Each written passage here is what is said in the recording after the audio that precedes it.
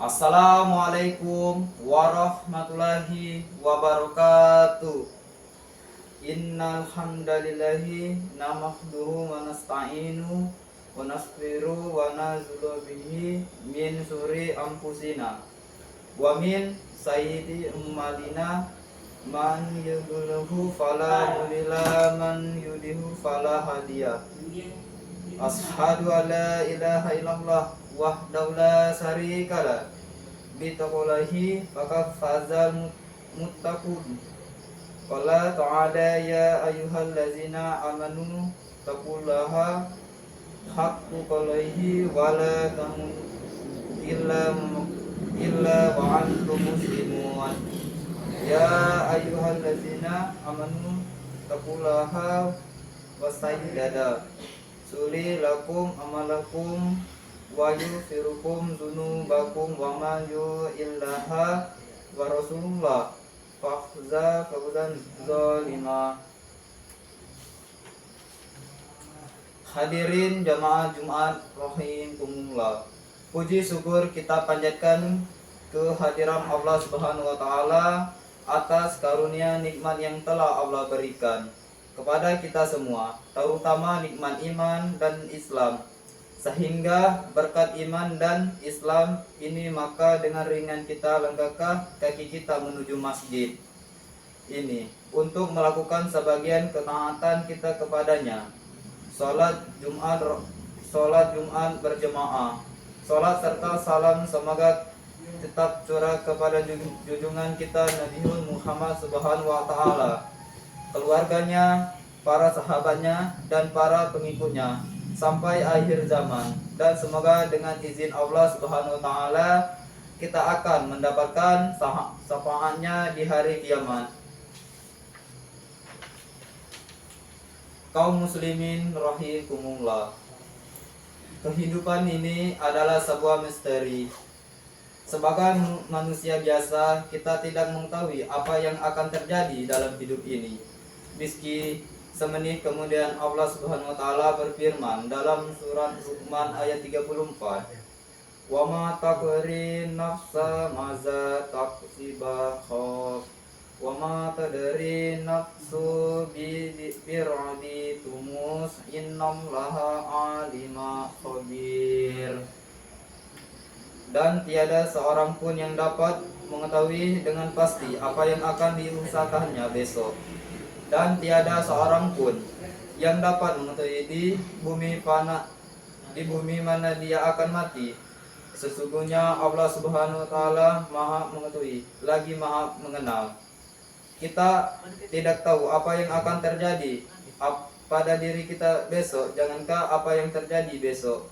Yang akan terjadi nanti saja kita tidak tahu lebih tentang kapan dan di mana tempat kita mati. Kita benar tidak tahu tentang nasib kita ke depan bisa. Jadi Allah mencoba kita dengan berbagai kesulitan dan kesusahan. Namun boleh jadi kita berikan segala kemudian dalam segala urusan. Itu semua pada dasarnya adalah ujian dan cobaan dari Allah Subhanahu wa taala. Allah Subhanahu wa taala memiliki cara yang tak terhingga dan unik luar biasa dalam rangka mengangkat derajat manusia. Oleh karena itu, sangat penting bagi kita untuk mengembangkan sikap dan perilaku sabar dalam kita, baik sabar kita mendapatkan kesulitan maupun ketika memperoleh kemudahan. Rasulullah Subhanahu wa taala pernah bersabda dalam sebuah kesempatan bahwa kesabaran itu terbagi menjadi 3. Sabar dalam menghadapi musibah, sabar dalam menjalankan ketaatan, dan sabar dalam meninggalkan kemaksiatan. Setidaknya sabar dalam 3 hal.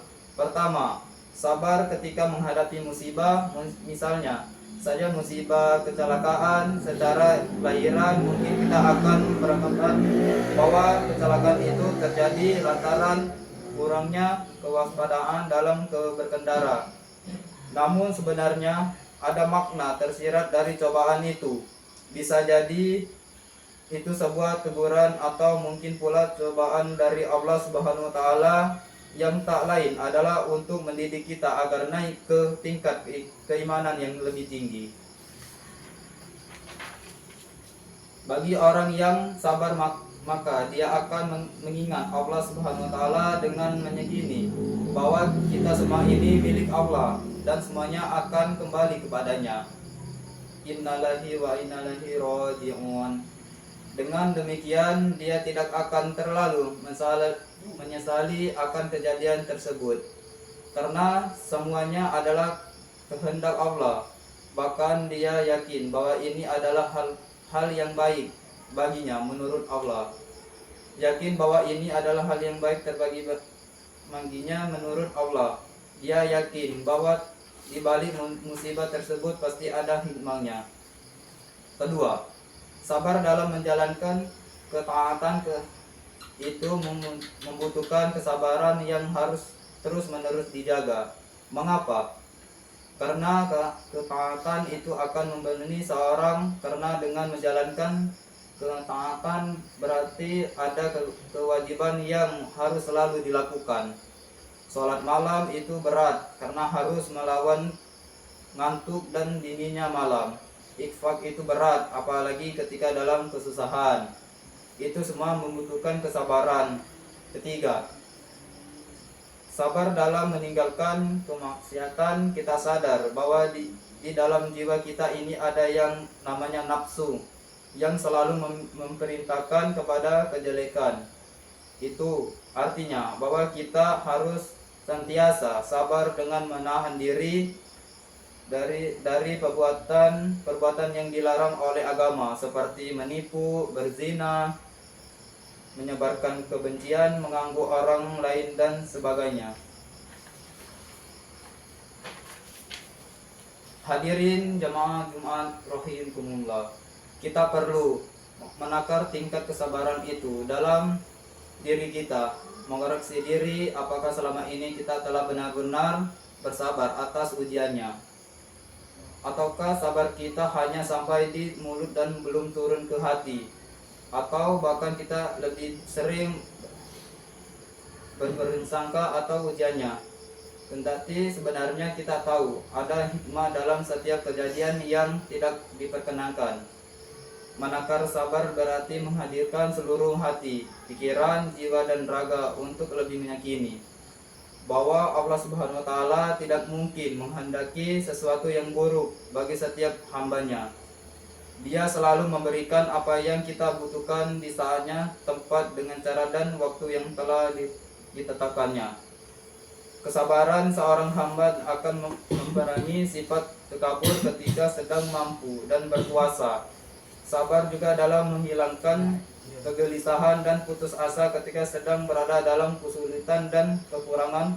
Allah Subhanahu wa taala berfirman, "Wallazina sabaru tiqa'a wajhihi rabbihim wa aqamu sholata wa abdu minna razaqnahum sirwa alaniyah wa yadra'u bil hasanati tisayyi yata aulalika lahum ghafur."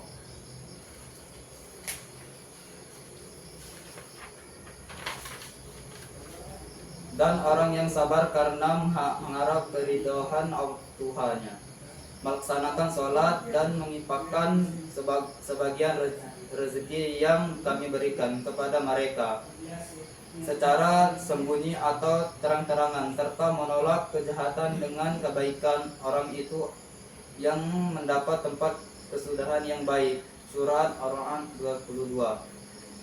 Sabar kita susah, sabar kita senang, sabar kita jaya, sabar kita terkena musibah, sabar dalam menjalankan ibadah dan beristiqomah dalam kebaikan, maka Allah Azza wa Jalla menjadikan kabar gembira kepada mereka dengan nasib yang baik di dunia dan akhirat. Ia akan mendapatkan kesudahan yang baik.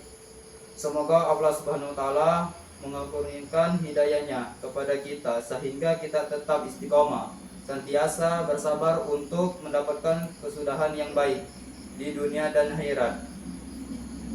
Barakallahu li wa lakum fi tilkul a'atiyadi wa nafada'a wa iyyakum bima fihi minnal ayati wa zikr rohakima wa taqbal min wa minkum tilawatahu innahu huwa hasimun alim. Saya Hairi, wassalamualaikum warahmatullahi wabarakatuh. Apaan menurut lalu?